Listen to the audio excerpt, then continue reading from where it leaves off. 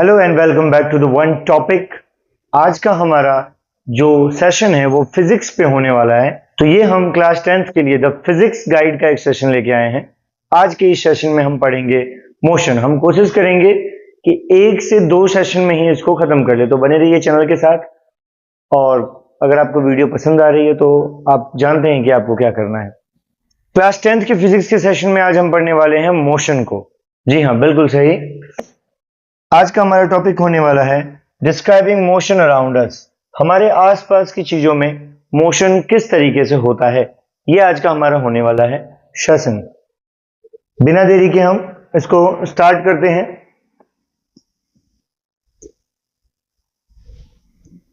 Topic जैसा कि मैंने आपको बताया, मोशन अराउंड अस, और इसको हम 2 तरीके से समझने की कोशिश करेंगे, फिजिकल और ग्राफिकल दोनों मेथड से।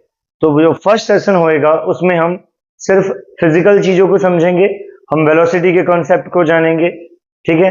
उसके अलावा हम एवरेज वेलोसिटी और एक्सेलरेशन को डीप तरीके से जानेंगे, और हम ये जानेंगे कि डिस्प्लेसमेंट क्या होता है और साथ में डिस्टेंस में क्या डिफरेंस है। ओके, चलिए स्टार्ट करते हैं।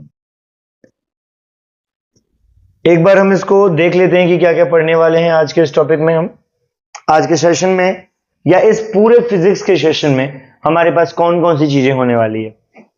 डिस्क्राइबिंग मोशन अराउंड अस, कुछ चीजें लो वेटेज की हैं, कुछ मीडियम हैं और कुछ बहुत हाई वेटेज की है।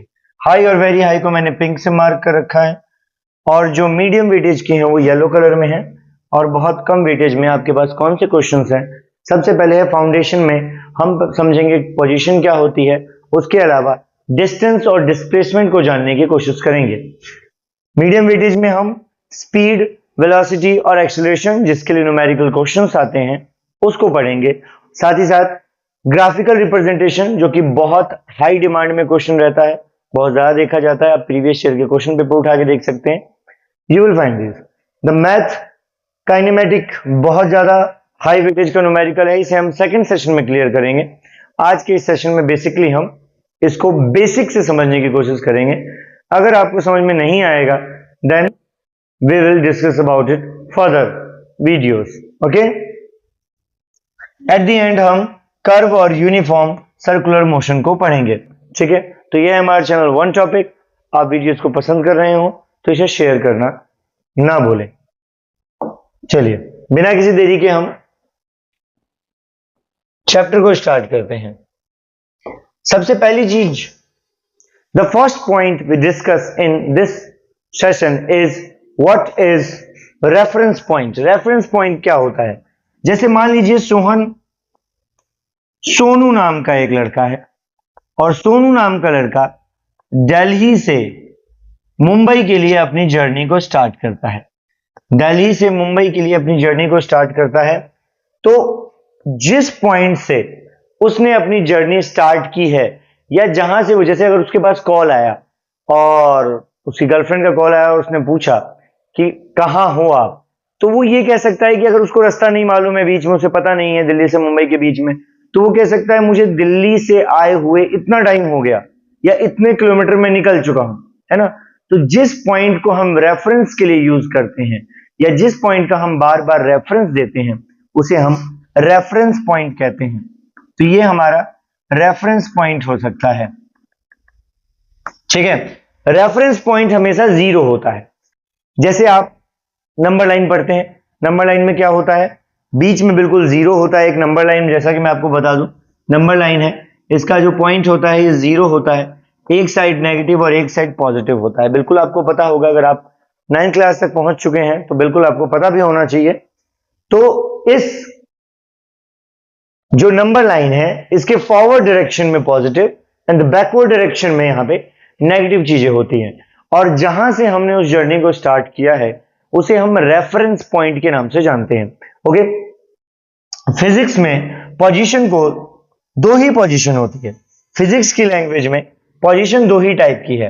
पहला है रेस्ट पोजीशन और दूसरा है मोशन पोजीशन।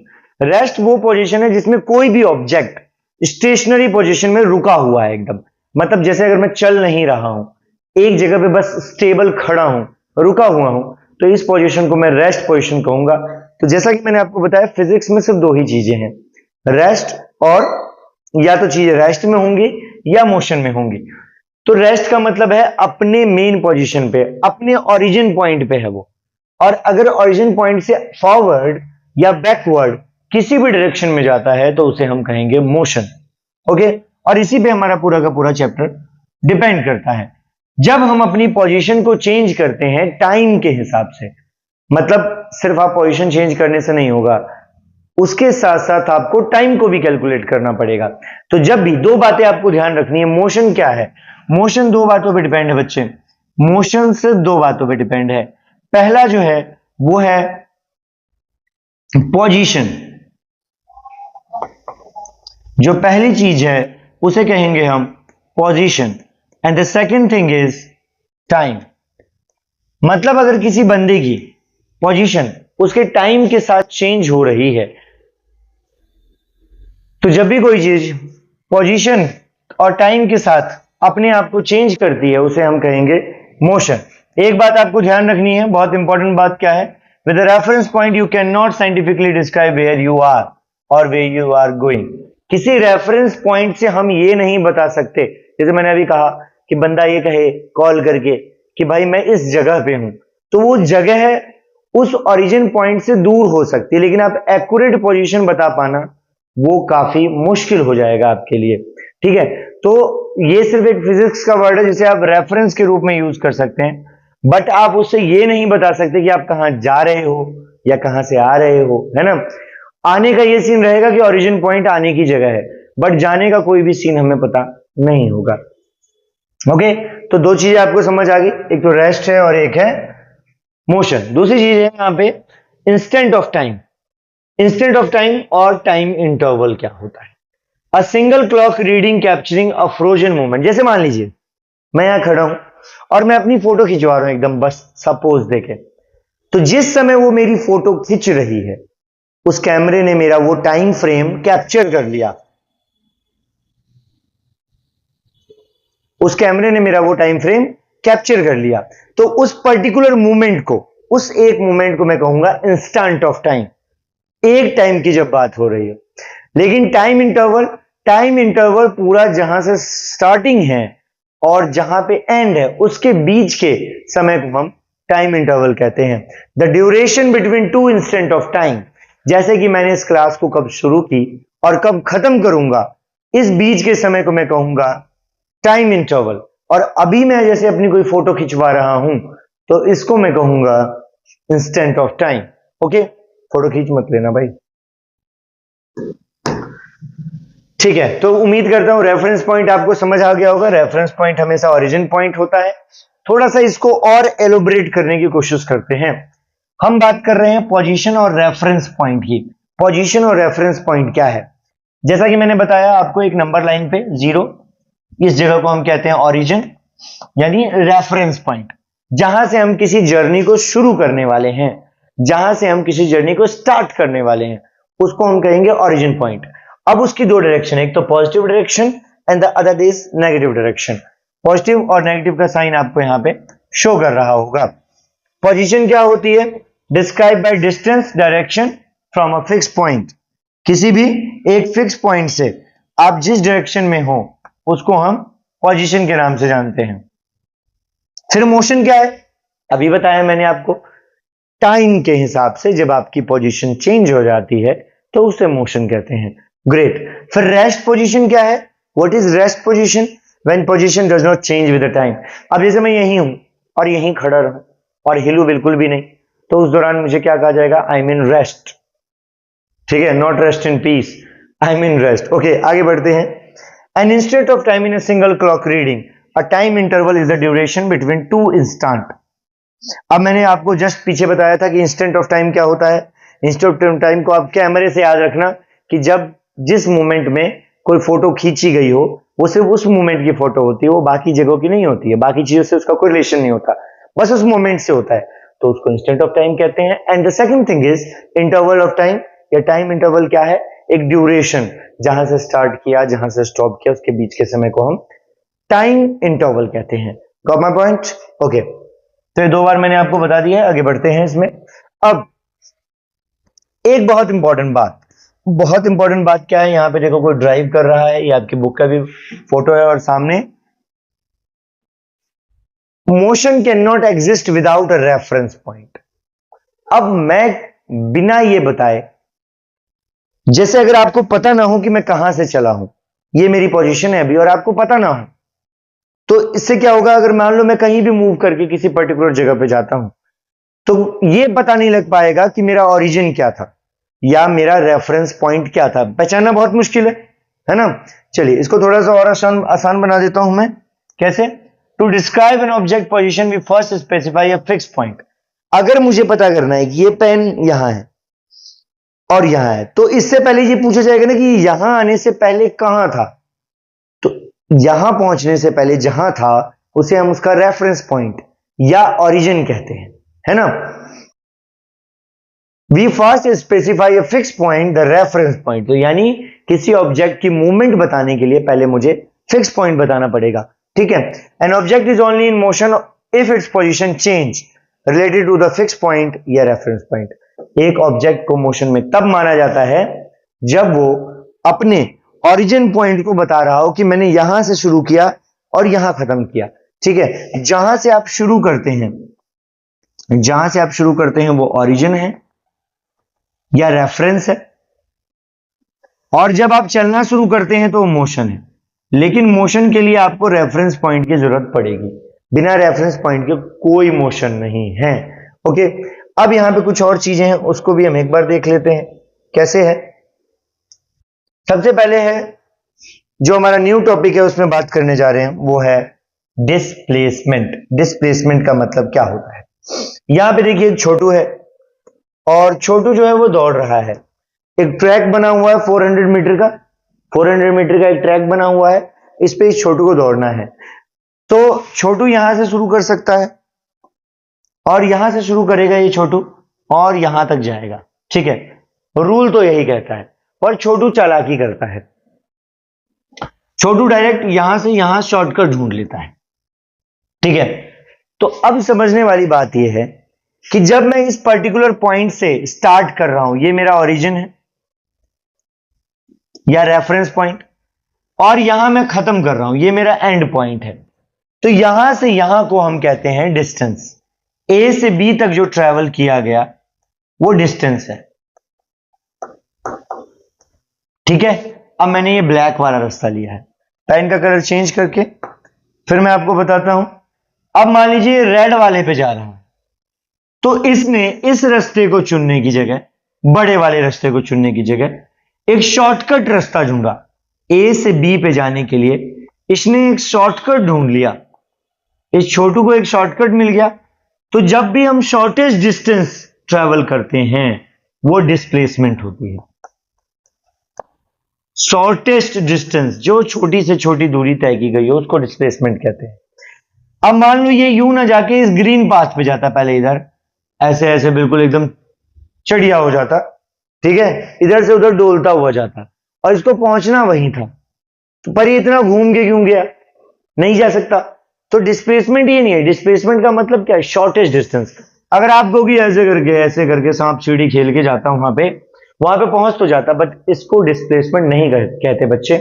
डिस्प्लेसमेंट का मतलब सिर्फ इतना होता है कि जो छोटी से छोटी दूरी डिस्टेंस तय की गई हो वो डिस्प्लेसमेंट है। इसके अलावा मैं एक सेकंड इसका वो आपको देता हूं एग्जांपल। डिस्प्लेसमेंट इसे भी कहते हैं, आप अपने ओरिजिन पॉइंट से जितनी दूर हो, फाइनल पोजीशन क्या है आपकी, जहां से आपने स्टार्ट किया और जहां आपने खत्म किया, उसके बीच की दूरी को भी हम डिस्प्लेसमेंट कहते हैं। कुछ केसेस में क्या होता है, जैसे मान लो ये मेरे पास पेन है, मैंने इसको वर्टिकली अपवर्ड फेंका, एक डिस्टेंस तक फेंका, अब ये यहां एक हाइट तक गया और ये वापस नीचे आया, ठीक है। तो मान लेते हैं हम यहां से यहां तक 10 सेंटीमीटर 20 सेंटीमीटर मान लेते हैं। तो 0 से स्टार्ट किया, ये इसका ओरिजिन है, ये ऊपर तक गया एंड देन 20 के बाद ये फिर से फॉल बैक होने लग गया। तो अगर मुझसे पूछा जाए इसने डिस्टेंस कितना ट्रेवल किया, 0 से स्टार्ट किया, 20 तक गया, 20 के बाद वापस 0 पे आया, तो 0 से 20 20 और फिर 20 से नीचे 20, तो डिस्टेंस हो गया इसका 40। लेकिन अगर मुझसे पूछा जाए इसने डिस्प्लेसमेंट क्या किया, तो बच्चे इसने शुरू यहीं से किया था और इसका फाइनल पॉइंट क्या है, यही है। तो क्या इसने डिस्प्लेसमेंट की? बिल्कुल भी नहीं, डिस्प्लेसमेंट इसने नहीं की। इसकी डिस्प्लेसमेंट क्या है? 0। यानी अगर हमारा ओरिजिन पॉइंट और फाइनल पॉइंट दोनों सेम है तो उस दौरान हम कहेंगे कि डिस्प्लेसमेंट 0 हुई है। Got my point? ओके, तो इस दौरान हम कहेंगे डिस्प्लेसमेंट 0 हुई है। इसको थोड़ा सा और एलोबरेट करते हैं। जैसा कि मैंने आपको बताया कि डिस्टेंस क्या है? जितना रास्ता हमने कवर किया गया हो, ठीक है। अगर मुझसे जैसे यहां से मैंने स्टार्ट किया, 20 तक गया, फिर वापस आया, तो 20 जाने में 20 आने में 40 कर लिया मैंने, तो वो टोटल हो जाता है, टोटल पाथ। डिस्टेंस, अच्छा, क्वांटिटी दो टाइप की होती है बच्चे, एक होता है स्केलर और एक होता है वेक्टर। इसको हम बाद में मैं और डिफाइन करूंगा, आपको अच्छे से समझ में आएगा। अभी आपको यह समझना है कि स्केलर वाले में सिर्फ मैग्नीट्यूड होता है और जो वेक्टर क्वांटिटी होती है उसमें मैग्नीट्यूड के साथ साथ यानी न्यूमेरिकल वैल्यू के साथ साथ डायरेक्शन भी होता है, ठीक है। तो डिस्प्लेसमेंट क्या है? डिस्प्लेसमेंट वेक्टर है क्योंकि इसमें मैग्नीट्यूड भी है और डायरेक्शन भी है, ठीक है। मैग्नीट्यूड भी है और डायरेक्शन भी है। बट डिस्टेंस, अब मैं बोलता हूं मैं इतने किलोमीटर गया, तो वो उसमें डायरेक्शन की कोई बात नहीं है, तो ये सिर्फ एक स्केलर क्वांटिटी है, ठीक है। इसको स्केल पे नाप सकते हैं, स्केलर क्वांटिटी है। अच्छा, डिस्टेंस कभी भी 0 नहीं होता।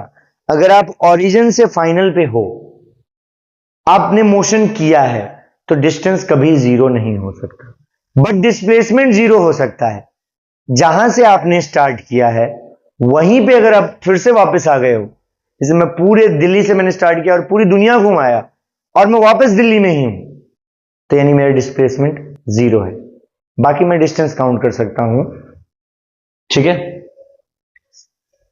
डिस्प्लेसमेंट 0 हो सकती है, ठीक है। कैसे? अगर मैं पूरा ऐसे घूम के ऐसे वापस यहीं आ गया हूं तो मेरा 0 ही कहलाएगा, ठीक है। नहीं तो मान लो मैं ऐसे करके पूरा घूम के बी पॉइंट पे आ गया हूं तो मेरा डिस्प्लेसमेंट क्या है? 0 से 40 यानी 40 है। डिस्टेंस क्या है? क्योंकि मैं ये पूरा गया ऐसे करके, तो मैं पहले 100 गया, फिर 40 आया, तो डिस्टेंस तो मेरा 140 हो गया। अगर मैं बी से वापस 0 पे जाता तो 40 और बढ़ जाता और 180 हो जाता। तो डिस्टेंस ग्रो करेगा, डिस्प्लेसमेंट डिपेंड करेगा कि आपने शुरू कहां से किया और अब आप कहां पे हो, उस पर डिपेंड करेगा। ग्रेट, ओके, आगे बढ़ते हैं। सेम ये आपके बुक का एग्जाम्पल है, ठीक है। और जब भी आप इसको कैलकुलेट करोगे तो टाइम जरूर आएगा। मैंने कहा था मोशन कैलकुलेट कैसे होगा, एक तो आपने कितनी दूरी तय की, डिस्टेंस, और साथ में रेफरेंस देंगे हम टाइम का, ओके। तो जैसा मैंने कहा था, मैं आपको बताता हूं कि स्केलर क्वांटिटी और वेक्टर क्वांटिटी क्या होती है। स्केलर क्वांटिटी क्या होती है? ये एक फिजिकल क्वांटिटी है जो डिस्क्राइब करती है नंबर वैल्यू को, किसी न्यूमेरिकल वैल्यू को। न्यूमेरिकल वैल्यू बोले तो बच्चे मैग्नीट्यूड, यानी जिसको हम नंबर्स में डिफाइन कर सकते हैं, उसका मैग्नीट्यूड होता है। फॉर एग्जाम्पल, जैसे कि मैं 10 किलोमीटर, तो 10 क्या है? यहां पे नंबर है, तो किलोमीटर यहां पे क्या हो गया? डिस्टेंस हो गया। तो डिस्टेंस क्या है? एक स्केलर क्वांटिटी है, ठीक है। एंड यूनिट अलॉन, सिर्फ इसको यूनिट में, जैसे स्पीड को नापते हैं 50 किलोमीटर पर आवर, डिस्टेंस को नापते हैं 160 metre, 2 kilometre, 5 kilometre, 10 kilometre, 50 kilometre, रैप बना दो पूरा, ठीक है। रूल क्या है? डिस्टेंस और स्पीड कभी भी नेगेटिव नहीं होती, यानी जितनी भी स्केलर क्वांटिटीज हैं वो कभी भी 0 नहीं होगी, जीरो नहीं होगी, सॉरी, नेगेटिव नहीं होगी। कैन नॉट ड्रॉप टू 0, 0 से नीचे नहीं जाएगी, 0 तक आ जाएगी बट 0 से नीचे नहीं जाएगी। इफ द ऑब्जेक्ट, अगर ऑब्जेक्ट मूव कर रहा हो, मान लो मैं कह रहा हूं मैं हाथ बांध के यहीं खड़ा हूं, ठीक है, और उसके बाद मैं सोच रहा हूं कि भाई डिस्टेंस कितना ट्रेवल किया, नहीं, अरे डिस्टेंस तो भाई मोशन से रिलेटेड है ना, आप मूव तो करो पहले, ठीक है। तो जब आप मूव कर लोगे तो वो कभी 0 हो सकता है क्या? कभी नेगेटिव हो सकता है क्या? कभी नहीं हो सकता, ओके। वेक्टर क्वांटिटी की बात करते हैं। वेक्टर क्वांटिटी भी, उसके अंदर भी मैग्नीट्यूड होता है। मैग्नीट्यूड का मतलब क्या बताया मैंने? Numerical value. तो मैग्नीट्यूड भी होता है और साथ में होती है डायरेक्शन, डायरेक्शन होती है। इसमें दो एग्जांपल है, डिस्प्लेसमेंट वेलोसिटी, और एक आप एक्सेलरेशन का भी एग्जांपल ले सकते हैं, कोई दिक्कत नहीं होगी। एक्सेलरेशन इसके बारे में हम अभी आगे पढ़ेंगे, इसके बारे में भी नहीं सोचना है ज्यादा, आगे हम पढ़ेंगे पता लग जाएगा। जैसे डिस्प्लेसमेंट को कैसे बता सकता हूं मैं 40 मीटर नॉर्थ गया, 30 मीटर साउथ गया, है ना, तो डिस्प्लेसमेंट क्या है, इसको मैं न्यूमेरिकल वैल्यू भी बोल रहा हूं 40 मीटर और साथ में डायरेक्शन भी बोल रहा हूं। तो जब न्यूमेरिकल वैल्यू और डायरेक्शन दोनों साथ मिल जाते हैं तो बच्चे इसको हम कहते हैं डिस्प्लेसमेंट। ओके, रूल क्या है, ये जीरो हो सकता है क्योंकि अगर मेरा ओरिजिन पॉइंट और फाइनल पॉइंट सेम है, अगर मेरा ओरिजिन पॉइंट और फाइनल पॉइंट, ओरिजिन जहां से मैंने शुरू किया, फाइनल जहां मैंने खत्म किया, अगर दोनों जगह सेम है तो डिस्प्लेसमेंट जीरो हो जाएगी। पॉइंट को नोट करेंगे, ठीक है। If returning to the origin, अगर मैं वापस ओरिजिन पे आ जाता हूं तो, ठीक है। ओके, समझ आ गया होगा स्केलर क्वांटिटी और वेक्टर क्वांटिटी। ये कुछ क्वेश्चंस है, इसके आंसर मैंने उल्टे कर दिए हैं, इनकी एक स्क्रीनशॉट लेके आप इसको सॉल्व करने की कोशिश करेंगे। अगर आपसे नहीं होता हम इसके ऊपर एक सेपरेट वीडियो बना देंगे, ठीक है। ओके, वही डिस्टेंस और डिस्प्लेसमेंट, इसका भी आप स्क्रीनशॉट ले सकते हैं, काम आएगा आपके। जैसा मैंने बताया वो सारी चीजें इसमें मेंशन है। अगर आपसे पेपर में पूछ लिया जाता है what is the difference between distance and displacement, इसको टेप आओ, ठीक है। गलत तरीके से नहीं टेपना है, टेपने का मतलब पहले दिमाग में टेपो एंड, ठीक है। तो ये थी हमारी आज की क्लास, स्टार्टिंग करी है मैंने एंड धीरे धीरे करके हम समझेंगे इसको। उसके बाद में वन शॉट्स या बाकी जितनी भी चीजें हैं, आपको जितने शॉर्ट चाहिए वो सारे मिल जाएंगे इस चैनल पे। अभी बस वीडियोस डालना शुरू हुए हैं, आप सपोर्ट करेंगे। चीजें समझ में आ रही हो, नहीं भी समझ में आ रही हो तो आप कमेंट सेक्शन में बताएंगे, और कोई गलती हो गई हो तो आप वो भी बताएंगे, ठीक है। हम इसको सुधारने की पूरी कोशिश करेंगे। तो मूव करते हैं अपने नेक्स्ट टॉपिक की तरफ। इसमें हम गणित के एक पुराने मेथड के बारे में पढ़ेंगे जिसमें आर्यभट्ट ने कुछ एक्सप्लेन करने की कोशिश की है। चलिए देखते हैं क्या है ये। यह है Ganita Kaumudi problem 14th century Christ era. CE का मतलब वो एसएसटी का विषय है, उसके बारे में हम एसएसटी क्लास में बात करेंगे। यहां पे क्या है, इसका पूरा मैं एलोबरेट कर देता हूं। यहां पे दो व्यक्ति आपको दिख रहे होंगे मूव करते हुए। तो ये कुछ इस तरीके से इसने बोल रखा है कि दो पोस्टमैन हैं, वो एक दूसरे की तरफ आ रहे हैं। कोई एग्जांपल के लिए मैं क्यों लूंगा, ऑब्जेक्ट नहीं लूंगा। दो पोस्टमैन है, वो एक दूसरे की तरफ चल रहे हैं। इन दोनों के बीच की दूरी को इन्होंने योजनास में काउंट किया है। मान लीजिए फर्स्ट पोस्टमैन और सेकंड पोस्टमैन के बीच की दूरी को 210 योजन्स बोला गया है, यानी इन दोनों के बीच को 210 योजन कहा गया है। अब इन दोनों की स्पीड क्या है, ये एक बंदा जो है ये 9 योजन चलता है डेली, ये बंदा डेली 9 योजन चलता है, और ये दूसरा वाला ये बंदा ये थोड़ा स्लो है, ये एक दिन में 5 योजन चलता है। तो हमसे ये पूछा गया है कि 210 योजन्स को कवर करने में उन्हें कितने डेज का समय लग जाएगा। तो क्योंकि ये दोनों एक दूसरे की तरफ चल रहे हैं, तो साइंस की भाषा में जब कोई आपस में एक दूसरे की तरफ चल रहे हो तो उनके स्पीड को जोड़ लिया जाता है। ये 9 योजन की स्पीड है इसकी, और इसकी ये 5 योजन की स्पीड है। हम दोनों को प्लस कर देते हैं, 9 + 5, ठीक है। उसके बाद डेज कितने हैं, डेज हैं हमारे पास, कितने डेज हैं बच्चों, हमारे पास डेज हैं 210 दिन। तो 210 दिन को हम डिवाइड कर दे रहे हैं 14 से, तो टोटल आएगा 15 डेज, यानी उन दोनों को आपस में एक दूसरे के सामने से जाने में 15 डेज का समय लगेगा। बिल्कुल। तो ये हुआ कैसे, एक्चुअली में हमने कुछ नया नहीं किया या हमारी किताबों में कुछ नया नहीं लिखा है। ये आज से कई हजारों साल पहले हमारे विद्वानों ने 14th सेंचुरी में ही, 14वीं शताब्दी का मतलब हो गया 1300 से लेके 1399 तक के बीच के समय में, ठीक है, लगभग आज से हजारों साल के लगभग आसपास की बात हो गई, उतने पहले इसकी खोज कर ली गई थी। ये है क्या, आपने इसे मैथ्स में पढ़ा होगा। हम निकालते क्या है, हम निकालते हैं टोटल डिस्टेंस अपॉन में टाइम। ये फॉर्मूला लगाते हैं हम किसी चीज का एवरेज निकालने के लिए, टोटल का फॉर्मूला लगाते हैं, ये बिल्कुल वही है, लेकिन ये आज का नहीं है, ये एंशिएंट इंडियन का है। जैसे कि मैंने अपने फर्स्ट पार्ट में बताया था इंट्रोडक्शन में ही, कि जो इस बार जितनी भी बुक्स ली गई हैं उसमें कहीं ना कहीं एंशिएंट इंडिया को डाला गया है। मतलब आज अब तक तो हम अपने पुराने मतलब ये पढ़ते आ रहे थे कि विदेशी वैज्ञानिक ने ये किया, उस वैज्ञानिक ने ये किया, लेकिन हम भारतीय वैज्ञानिकों के बारे में नहीं पढ़ रहे। इस बार गवर्नमेंट ने क्या किया है, ज्यादातर इंडियन साइंटिस्ट, इंडियन इकोनॉमिस्ट, उनको शामिल करना शुरू किया, जो कि बहुत अच्छी ही बात है, इसमें बुरा कुछ भी नहीं है। तो ये आपका रिलेटेबल है, किस तरीके से निकला। यहाँ पे आजकल के टाइम पे हम इसको कुछ अलग तरीके से मॉडर्न टूल किट में पेश करते हैं। एवरेज स्पीड का फॉर्मूला क्या होता है, एवरेज निकालना हो तो टोटल डिस्टेंस अपॉन में टोटल टाइम। एवरेज वेलोसिटी का फॉर्मूला क्या है, अब ये वेलोसिटी क्या है इसको भी हम अच्छे से जानेंगे, वेलोसिटी होती क्या है। इसका फॉर्मूला देख लो आप, डिस्प्लेसमेंट अपॉन में टाइम। डिस्प्लेसमेंट अभी मैंने आपको बताया क्या होता है, मैं रिपीट कर दे रहा हूं, डिस्प्लेसमेंट क्या होता है, ओरिजिन पॉइंट से फाइनल पॉइंट के बीच के शॉर्टेस्ट दूरी को हम डिस्प्लेसमेंट कहते हैं, और अपॉन में टाइम कितना है वो ले लिया हमने।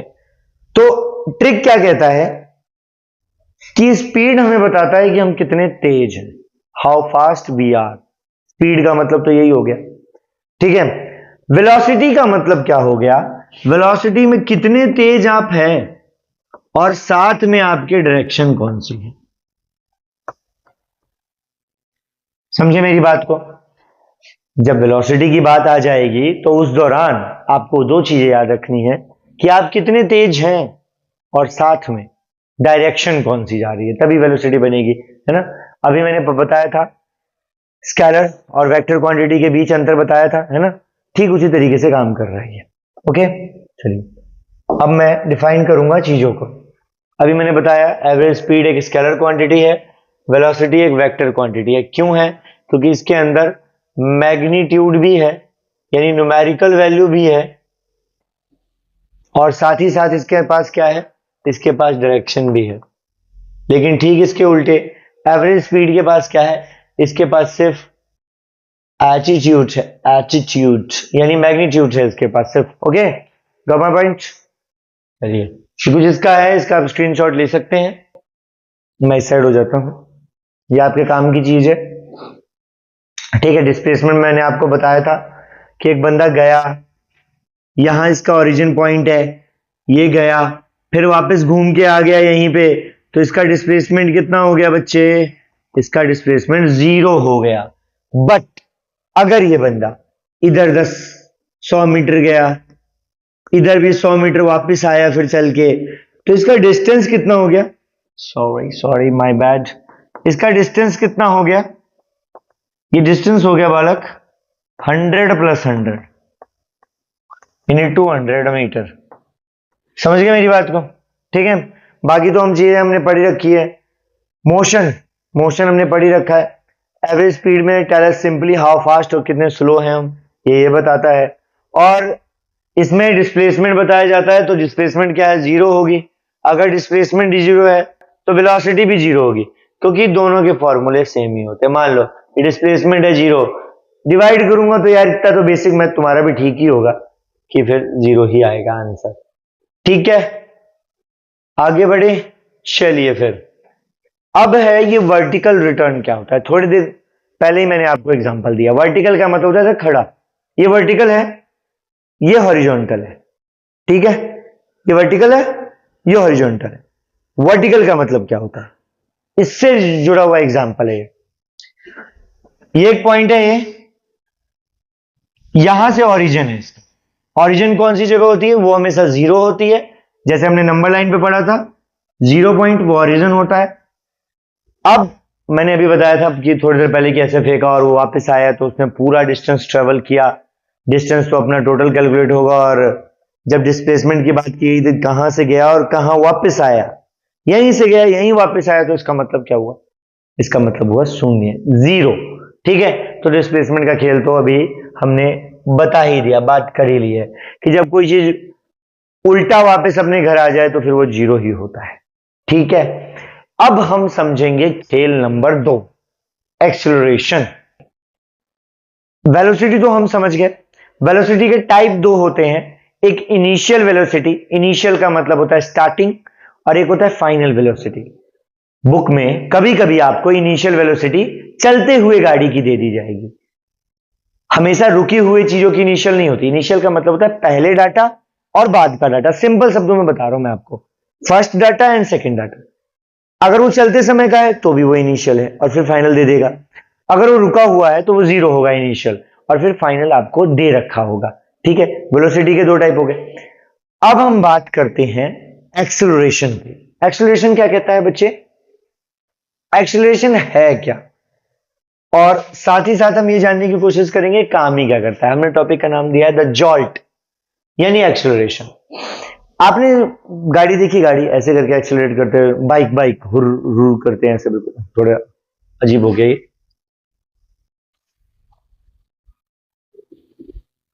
तो अब जब हम उसको एक्सेलरेट करते हैं, एक्सेलरेट करते हैं तो उसी से नाम पड़ा एक्सेलरेशन, यानी बढ़ाना उसको। जैसे ये देखो जीरो पे है ऑडोमीटर, ऑडोमीटर 0 से 160 हो गया। अब 0 से बच्चे 160 होने में इसको लग गया 10 सेकेंड। ठीक है, तो 0 पे था यानी गाड़ी रुकी हुई है। अगर गाड़ी रुकी हुई है तो इसका मतलब उसकी इनिशियल वेलोसिटी क्या है बच्चे? इनिशियल वेलोसिटी को हम डिनोट करते हैं यू से। ये जो इनिशियल वेलोसिटी है ये यू से डिनोट होता है, और फाइनल वेलोसिटी डिनोट होता है वी से। ठीक है, तो एक्सेलरेशन का फॉर्मूला क्या हुआ? फॉर्मूला ये हुआ, एक्सेलरेशन का फॉर्मूला हुआ ए इज इक्वल टू फाइनल पहले लिखना है, इनिशियल बाद में लिखना है, और टाइम से डिवाइड कर देना है, आपका आंसर आ जाएगा। ठीक है, इसकी यूनिट क्या होती है? मीटर पर सेकंड स्क्वायर। मीटर पर सेकंड और पर सेकंड 2 बार पर सेकंड, यानी पर सेकंड स्क्वायर। ओके, एग्जांपल दूं, एग्जांपल से समझोगे? रुको जरा अभी बताता हूं। देखो, कोई गाड़ी है भाई, 0 से 100 किलोमीटर प्रति घंटे की रफ्तार पकड़ ली उसने, किलोमीटर पर आवर। ठीक है, हमें किस में चाहिए बच्चे? मीटर पर सेकंड में चाहिए। एक मूल मंत्र बताता हूं मैं, मूल मंत्र, बेसिक मंत्र। जब भी आपको बच्चे किलोमीटर पर आवर को मीटर पर सेकंड में बदलना है, वैसे तो ये मूल मंत्र आपको भी मालूम होगा पर मैं बस रिमाइंड करवा रहा हूं। ठीक है, किलोमीटर पर आवर को मीटर पर सेकंड में अगर आपको बदलना है तो आप ये देखो कि बड़ा छोटा क्या है, बड़ा छोटा क्या है। ठीक है, किलोमीटर बड़ा है, मीटर पर सेकंड छोटे में जाना है, तो छोटे को ऊपर रख दो, बड़े को नीचे। ये रूल याद रखना। 5/18 से उसको मल्टीप्लाई कर दो चुपचाप, बिना किसी को बताए, खुद को पता होना चाहिए बस। अब मान लो मीटर पर सेकंड को मुझे किलोमीटर पर आवर में बदलना है, तो फिर आपने वही करना है, बड़े में जाना है तो बड़ा वाला भाई ऊपर कर दो, छोटा वाला भाई नीचे कर दो। काफी आसान है। ठीक है, बात समझ में आ गई? तो यहां पे क्या किया है, 100 किलोमीटर पर आवर दे रखा है मेरे को, मुझे दे रखा है 100 किलोमीटर पर आवर, इंटू में 5 डाल के अपॉन में 18 डालूंगा, इसको कैलकुलेट करूंगा, देन मेरा आ जाएगा 27.7 मीटर पर सेकंड। ये आंसर नहीं आया है, ये क्या है? ये आंसर नहीं है अभी आपका। ठीक है, आपने बस किलोमीटर पर सेकंड को मीटर पर, मतलब किलोमीटर पर आवर को मीटर पर सेकंड में बदला है बस, और कुछ नहीं किया आपने फालतू का। फॉर्मूला कैसे लगाएंगे वो मैं अब आपको बताता हूं। देखो, मेरी बात सुनो ध्यान से। हमने वेलोसिटी निकाली, ये रही, ये जो दे रखा है ये वेलोसिटी है, बस इसको चेंज कर दिया है। इनिशियल क्या है? गाड़ी रुकी हुई है तो यानी 0 है, v जो कि 0 है वो डाल देंगे, और फाइनल वेलोसिटी क्या है मेरी? ओ सॉरी, उल्टा, माय बैड। हाँ, तो इसमें आपको देखना है जो फाइनल वेलोसिटी है वो 27.7 है ना, 27.7 है। अच्छा, और जो इनिशियल वेलोसिटी है वो कितनी है? 0 है, क्योंकि गाड़ी रुकी हुई है वो देखो। और इसमें टाइम कितना दिया है मेरे को, वहां से 10 सेकंड दिया है, 10 से डिवाइड कर दो, आपका आंसर आ जाएगा 2.77। और आंसर किस में आता है बच्चे, मीटर पर सेकंड स्क्वायर में। तो ये लगाना ना भूलें, आधे नंबर कटवा के मानोगे अगर भूल गए तो। ये डाटा याद रखना है आपने, बिल्कुल अच्छे तरीके से डाटा को याद रखना है, ठीक है। आगे बढ़ते हैं, उम्मीद है समझ आया होगा। एक चीज ध्यान रखनी है, acceleration is not just speeding up.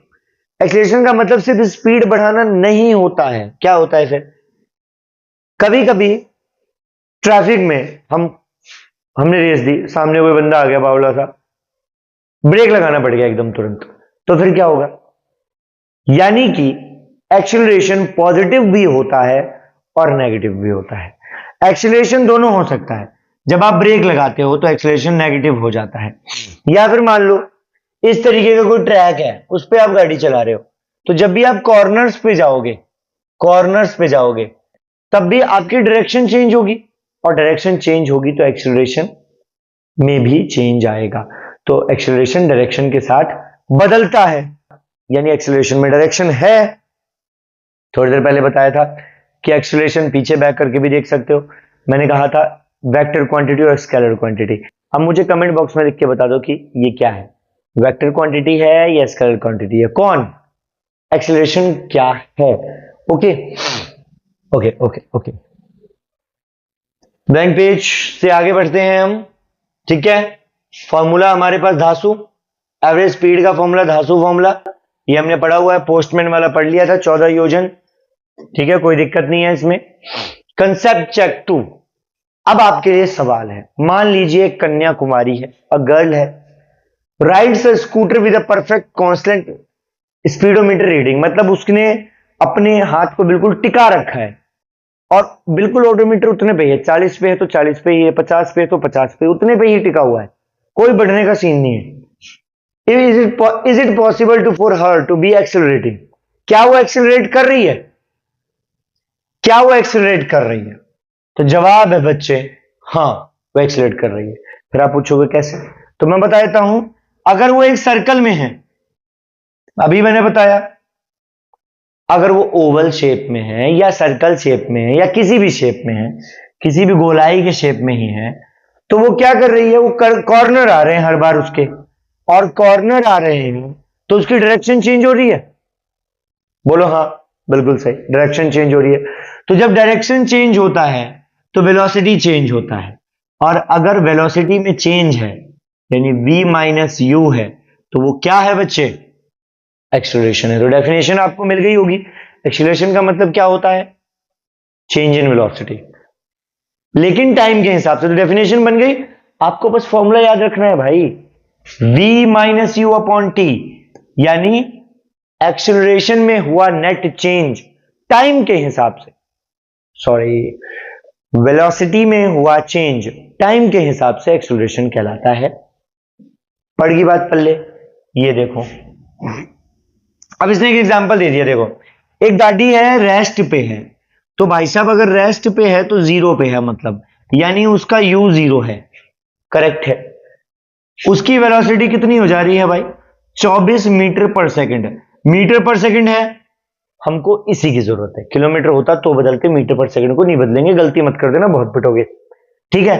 Time कितना लग रहा है भाई साहब को, 6 सेकंड का समय लग रहा है। हमारे पास सारी चीजें हैं, v minus you upon T करके फटाफट अपनी कॉपी में निकाल दो, आंसर मैंने लिख रखा है, इसको चेक कर लेना, अगर आ रहा है तो ठीक है, वरना एक बार बैक करके फिर से वीडियो देख लो, समझ में आ जाएगी बात। तो एक्सेलरेशन क्या है बच्चे, एक्सेलरेशन है चेंज इन वेलोसिटी टाइम के हिसाब से, चेंज इन वेलोसिटी टाइम के हिसाब से है एक्सेलरेशन। आगे बढ़ते हैं बिना किसी देरी के, कोई क्विक ट्रिक है, हाँ, अगर स्टार्ट हो रहा है तो 0 होगा, और अगर स्टॉप हो रहा है तो 0 होगा, ठीक है। कोई गाड़ी स्टार्ट हो गई है तो उसकी इनिशियल वेलोसिटी 0 है, मान लो गाड़ी चल रही थी, मैं कहता हूं 4 किलोमीटर प्रति घंटे की रफ्तार से चल रही थी, 40 किलोमीटर, 4 तो बहुत थोड़ा हो गया, और फिर वो रुकती है, तो इस बार में आप फाइनल 0 कर दोगे। जब गाड़ी चल के रुके तो फाइनल 0 है, जब गाड़ी रुक के चले तो इनिशियल 0 है। बात समझ में आ गई, आगे बढ़ते हैं। ओके, मजे करके पढ़ो, कोई दिक्कत नहीं है फुल। अगर टेंशन लोगे तो बेटा पेंशन लग जाएंगे जिंदगी में, तो जिंदगी में टेंशन नहीं लेनी, ठीक है। पेंशन के लिए बाद में जुगाड़ देख लेंगे। एक्सीलरेशन ड्यू टू ग्रेविटी, ठीक है, ज्यादा बकैती नहीं करता, इस क्लास को यहीं स्टॉप करता हूं। अगर इसी वीडियो को 1.5 में दोबारा देख लोगे तो बहुत अच्छे से समझ में आ जाएगा, ये मेरा वादा है, ठीक है। फिर भी अगर कुछ समझ में ना आए तो एक बार फिर से वन टॉपिक के कमेंट बॉक्स में डाल देना कि समझ नहीं आया है, कुछ तो कोशिश करेंगे ही बेहतर, ठीक है। देखते रहिए one topic. Till then thank you, जय हिंद। और इस नए सब्जेक्ट को पढ़ने के लिए आप हमारे चैनल को सब्सक्राइब कर सकते हैं वन टॉपिक।